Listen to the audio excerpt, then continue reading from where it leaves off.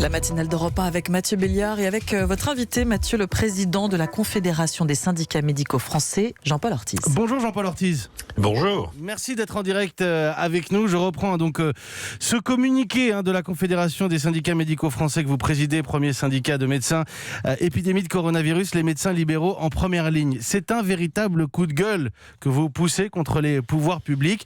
Nous, les médecins libéraux, les médecins généralistes, les médecins du quotidien finalement, on est en première ligne et on n'est pas forcément prêt à affronter ce coronavirus. Écoutez, il faut être réaliste. Les Français, lorsque ils auront un syndrome viral, comme il y en a pendant l'hiver, ils toussent, ils ont un peu de fièvre, etc. Qu'est-ce qu'ils font ? Ils vont chez leur médecin généraliste. Et je vous rappelle que les médecins généralistes accueillent des Français à hauteur d'1 million de personnes tous les jours dans leur cabinet. C'est énorme. Sauf qu'on dit, Jean-Paul Ortiz, on a bien dit et répété ici même aux Français qu'en cas de symptômes, ils appellent le 15. Ils ne vont pas voir leur médecin, ils appellent le 15. Mais est-ce que vous croyez qu'un Français il est capable de faire la différence entre la petite grippe ou le syndrome viral de l'hiver, la petite rhinopharyngite et une suspicion de coronavirus? Bien sûr qu'un certain nombre appellent le centre 15 et c'est bien, et je peux vous dire, pour avoir eu des contacts avec des confrères au centre 15, ils sont inondés d'appels qui sont d'ailleurs plus des appels souvent pour rassurer qu'autre chose, mais bien évidemment l'activité dans les cabinets médicaux elle se poursuit, y compris avec des pathologies hivernales. Or, les médecins libéraux, on a reçu des mails de la Direction Générale de la Santé, des agences régionales de santé, etc. Oui, etc. j'allais vous Mais demander. c'est pas avec les mails qu'on va se protéger. Les mails, ça va pas nous protéger du coronavirus. Bien sûr, Jean-Paul Ortiz. On est d'accord quand même, j'allais vous poser la question, qu'on soit bien précis là-dessus. Vous avez des échanges réguliers avec les autorités de santé, toutes celles qui dépendent du ministère de la Santé, évidemment. Vous n'êtes pas laissé abandonner à vous-même. Bien sûr que non, mais quoi ? Qu'est-ce qu'on fait ? Est-ce que aujourd'hui on a pris les mesures avec par exemple des masques de protection qui sont des masques un peu spécifiques pour les soignants, qui sont ces fameux masques Canard. FFP2, Voilà, le fameux les masques canard, absolument. Ouais.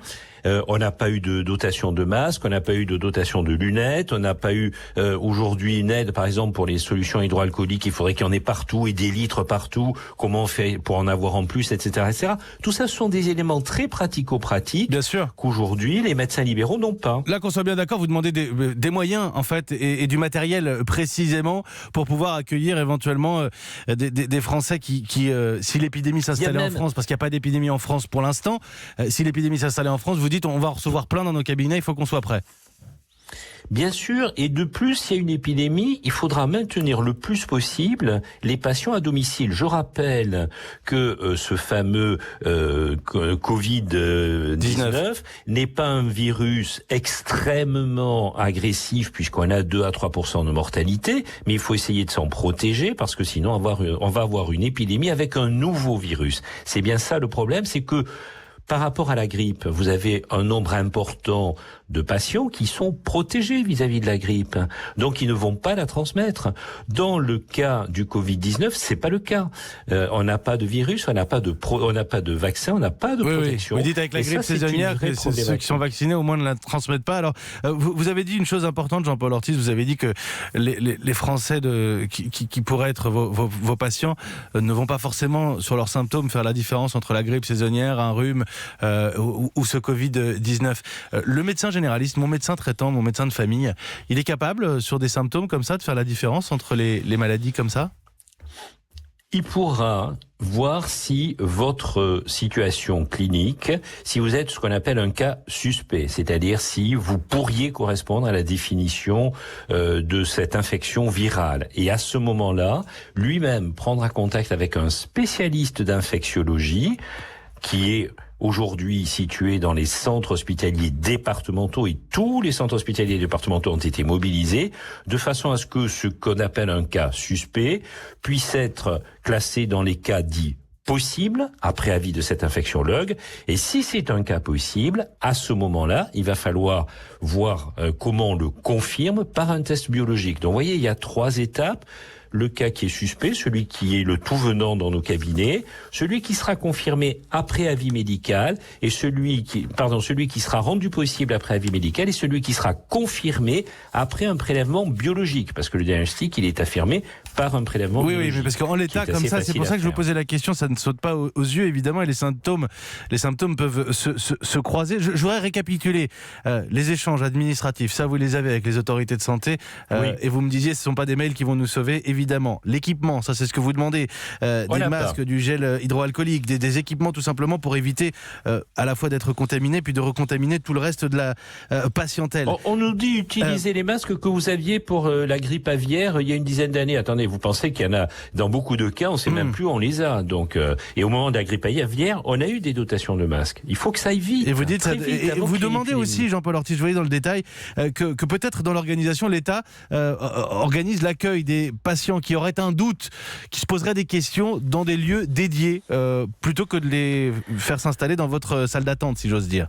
Je salue les initiatives de certaines URPS, c'est-à-dire les unions régionales des médecins, qui, en lien avec les ARS, dans certains endroits, sont en train d'organiser avec les collectivités locales, avec les mairies, des locaux spécifiques pour éviter de contaminer toute une salle d'attente. Exactement. Ça, on peut le comprendre. Pour éviter que les patients viennent tous dans nos salles d'attente. Et le médecin lui-même qui doit rester en bonne santé pour pouvoir soigner ses patients. Jean-Paul Ortiz, vous avez peur de ce coronavirus, les médecins ? Écoutez, franchement, non, parce que c'est pas un virus extrêmement agressif. Encore une fois, je le répète, c'est 2 à 3% de mortalité, ce qui est pas rien. Je voudrais quand même rappeler aux auditeurs d'Europe 1 qu'aujourd'hui, la grippe tue tous les ans plusieurs milliers de Français, et suivant les années, on est autour de 10 000 Français qui meurent tous les ans de la grippe. Est-ce que tous les Français sont vaccinés? De toute évidence, non. Même les populations les plus à risque, les populations âgées, et ce sont elles qui sont le plus exposées au Covid-19, même ces populations les plus âgées, elles sont pas forcément vaccinées contre la grippe. Ce qui est bien dommage, parce qu'il semblerait que le vaccin contre la grippe protège sur la gravité du Covid-19. Donc, aujourd'hui, ramenons les choses à leur juste proportion. Nous sommes devant une épidémie où personne n'est protégé. Donc, c'est extrêmement transmissible. Du matériel. On a bien compris que c'est la première revendication des médecins que vous représentez, Jean-Paul Ortiz, du matériel justement pour pouvoir accueillir tous ces patients qui vont arriver avec plein de questions et comment ne pas les comprendre. Jean-Paul Ortiz en direct ce matin sur Europe 1, les acteurs de l'actualité avec la Confédération des syndicats médicaux français. Merci beaucoup, docteur Jean-Paul Ortiz, merci d'avoir répondu à nos questions. 6h49. Merci, bonne journée.